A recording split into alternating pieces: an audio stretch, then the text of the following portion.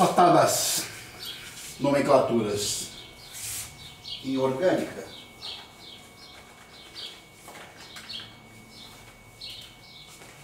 destacando, para começar, os álcoois. Genericamente, os álcoois, o grupo hidroxila, OH ou oxidrila, ligado a um grupo qualquer da orgânica, notadamente o hidrocarboneto. Esse grupo aqui, ele é reconhecido como hidroxi. Então, hidroxi não é básico, na verdade tem um grupamento que não é álcool, mas sim um fenol, que aí tem uma certa acidez, uma acidez característica, o ácido fênico ou fenol. Mas reconhecimento essencialmente é grupo OH ligado a um radical de hidrocarboneto, grupo OH ligado a um hidrocarboneto, daí deixa de ser hidrocarboneto, passa a ser álcool. Hoje em dia nos vestibulares é muito mais reconhecimento de função que nos interessa, né? Então, um álcool, um fenol ou um enol, qual a diferença fundamental entre eles? Um fenol é quando o grupo OH se liga diretamente ao anel benzênico. Um enol, que é uma função nem tão citada, né? Muitos cursos acabam negligenciando os enóis, mas a característica é ligação dupla entre os carbonos e o grupo OH ligado nesses carbonos olefínicos, então o carbono de dupla ligação. Característica fundamental dos enóis, a instabilidade química é uma marca. Os fenóis, o que denota os fenóis? A capacidade de reagir com bases fortes, né? Reagir com bases. Então, muitas vezes aparecem exercícios. Como é que você faz para diferenciar um álcool de um fenol? Testa com base, testa com hidróxido de sódio. Enquanto o fenol tem por característica reagir com hidróxido de sódio, os álcoois têm por característica apenas dissolvê-lo. Tem essa situação da sacada, da percepção química aqui no jogo rápido, né? Então, essa a leitura. Em termos de nomenclatura, o fenol é fenol mesmo ou hidroxibenzeno. Já os álcoois, nós devemos indicar o grupo OH por posição, a posição em que o grupo está, mais o termo ol. No caso aqui, no carbono 2, propan, prop, 3 carbonos, ligações simples AN, e mais o grupo OH no carbono 2. Ou aqui etan, um ol, como um princípio de nomenclatura já nos coloca que a numeração ela é condicionada ao grupo funcional, então o grupo funcional no carbono 1, o etanol só tem o carbono 1 e o 2, só tem um grupo OH, ele estará necessariamente no carbono 1. Então essa é a situação de permitir a negligência do número 1 para o etanol. Então, etanol e metanol não precisam de indicação de número, não há necessidade de dizer a posição. Eu prefiro dizer número em todos, não é que o número 1 é negligenciável para os álcoois. Se tivesse aqui, por exemplo, o OH seria propan, 1ol, 2ol, ou propan, 1,2 diol, ou propano, 1,2 diol. Então, a posição e mais o termo ol. Existe a nomenclatura usual para essas coisas.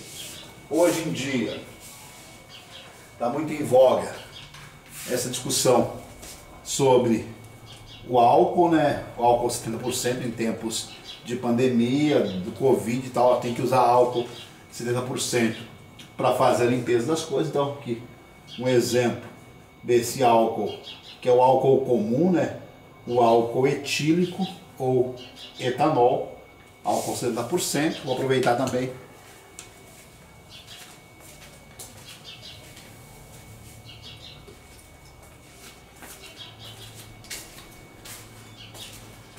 as aulas são caseiras, muitos de vocês devem conhecer isso aqui, que é o álcool isopropílico. Aqui álcool isopropílico a 100%, na verdade 99,9% no álcool isopropílico, que é o propan 2-ol. Coisas de uso cotidiano, né? Coisas corriqueiras. Álcool de limpeza, álcool também de limpeza, mas dos eletroeletrônicos. Vai limpar a tela do celular, vai limpar a tela do computador, a gente usa álcool isopropílico. Na sequência, a gente tem os éteres, que genericamente são representados um oxigênio entre dois radicais de hidrocarbonetos. Uma das formas de produção dos éteres a forma é duas moléculas de álcool se reagindo entre si. Então, a reação entre duas moléculas de álcool leva à produção de éter. Então, a nomenclatura dos éteres é uma nomenclatura bem tranquila. A gente pega, se existirem um lado maior e um lado menor. O menor lado, a gente vai falar que é um radical alcóxi. Então, o menor lado mais o oxigênio. Nesse caso aqui, 2 carbonos de um lado, 2 carbonos do outro. Eu preferi falar isso aqui é o etóxi. Como é que se dá o nome para esse radical alcóxi? O prefixo, o número indicativo de carbonos, né, que é o clássico, quantidade de carbonos, mais ox, etóxi, e tratando isso aqui como um hidrocarboneto, então etóxi, etano, ou na nomenclatura éter dietílico ou éter etílico, na nomenclatura comercial, a nomenclatura mais difundida ainda para os éteres, com essa importância aqui. Esse, no caso aqui, o etoxetano ou éter etílico, também é chamado de éter sulfúrico. É uma questão mais histórica aí. Aqui, um exemplo que tem dois lados distintos, então o menor lado com 2 carbonos, o maior lado com 3 carbonos. O menor lado mais o oxigênio, é o alcóxi. Etóxi, propano ou éter etilpropílico, no padrão dizer os radicais mais o termo éter. Aqui também a formação de um éter a partir de fenóis. Então, 2 fenóis se juntam e formam um éter. Éter fenílico para radicais fenil, ou na nomenclatura padrão, fenóxi, benzeno, a parte de nomenclatura dos éteres. É um grupo que aparece bastante também. São chamados derivados halogenados ou aletos orgânicos. Esses aletos orgânicos, flúor, cloro, bromo e iodo, família 7A ou 17, a gente considera esses caras como radicais. Então, radical, nome, início do nome na química orgânica. No caso aqui, numeração 1, 2, 1 cloro, 2 cloros, ou 1, 2 de cloro e mais a continuação com hidrocarboneto. Às vezes aparece coisa do tipo CCl, Cl, Cl. Isso aqui é chamado de tetracloreto de carbono, é o nome comercial desse material. Mas na nomenclatura formal seria tetraclorometano, apesar de não ter nenhum hidrogênio, seria o tetraclorometano, é um derivado de hidrocarboneto, mais os CRs. Os derivados halogenados, eles são mencionados muito quando a gente vai falar em CFCs, principalmente, gases refrigerantes. CFCs são compostos que têm cloro, flúor e carbono, só para lembrar aquela história de destruição da camada de ozônio.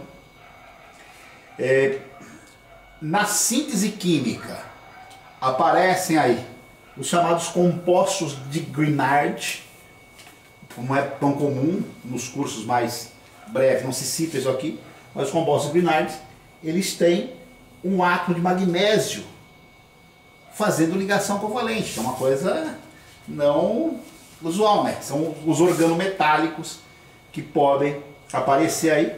O caso aqui, nomenclatura de cloreto, dietil, magnésio, radical etil, o cloro ou cloreto e mais o magnésio aparecendo aqui esse composto que é parte importante da síntese química, os compostos de Grignard. Para dar sequência, já fazer uma geral das principais funções orgânicas, as cetonas e os aldeídos, característica, ambas têm em comum o C-O, a gente chama C-O de carbomila.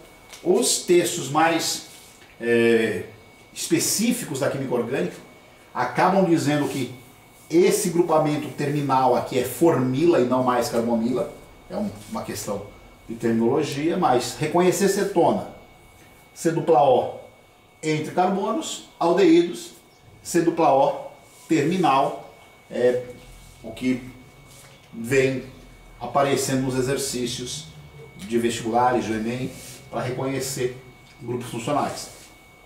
As cetonas, o sufixo ona, indicando a posição, pent, 2-ona, ou pentan, 2-ona, hexan, 3-ona, hexan, 2-ona. Então, levando em conta as questões fundamentais da numeração, tudo mais. Os aldeídos, a sufixação é a sufixação al. Tem um detalhe que os aldeídos, como eles são C-O terminal, a gente acaba dispensando a posição, porque necessariamente o grupo aldeído é um grupo terminal. Se existirem dois, um em cada terminal da cadeia, dial e assim por diante.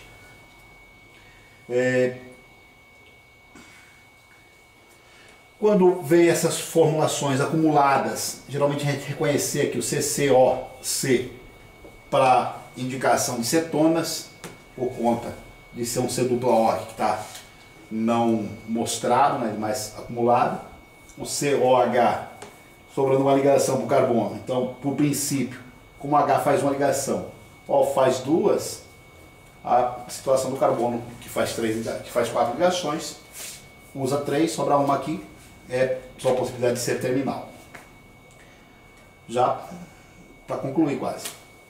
Os ácidos carboxílicos, o destaque, a junção da carbomila e hidroxila. Então a gente fala que isso aqui é o grupo carboxila. O grupo carboxila, ele dispensa indicação de posição, é o COOH, importante na química orgânica aí, muito importante, né?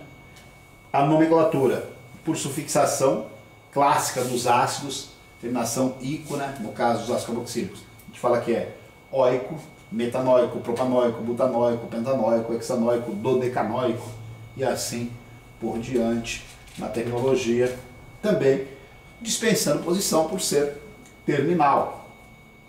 Posso falar, por exemplo, ácido oxálico.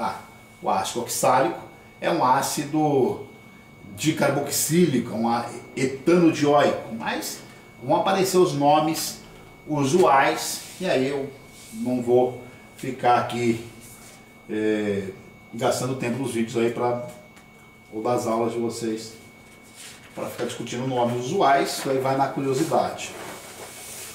Os ácidos carboxílicos têm um destaque do ponto de vista físico, eles têm um ponto de ebulição mais elevado que os demais compostos, é uma cobrança geral na química ou nas provas de química hoje em dia, de que os alunos consigam relacionar propriedades dos compostos, e aí os ácidos carboxílicos são realizadores de pontes de hidrogênio intermolecular, os álcoois são realizadores de pontes de hidrogênio intermolecular. Vale lembrar sempre que tudo aquilo que tem OH ou NH na estrutura tende a ter alta polaridade, então são compostos bastante solúveis em água, são compostos que têm tendência de pontos de ebulição mais destacados, e no caso dos ácidos carboxílicos, eles têm essa propriedade que é a capacidade de se dimerizar. As moléculas, elas se arranjam de forma que um grupo e o outro se orientem para formar as pontes de hidrogênio. Então parece que a molécula fica muito mais pesada. Quanto mais pesada uma molécula, maior o seu ponto de ebulição. E aqui eu falo pesada sem preocupação com os físicos, pois é uma forma mais direta, né? Quanto maior a massa molecular, maior o ponto de ebulição de uma substância. Um agrupamento que não é corriqueiro de aparecer nos cursos de geral, que são os anidridos de ácidos. Anidrido, o próprio nome está dizendo, sem água, ácidos sem água. Então, a junção dessas moléculas aqui, e se fizer a perda de água, eliminação de água, se tira aqui 2 Hs e 1 O, o que vai sobrar é esse grupamento.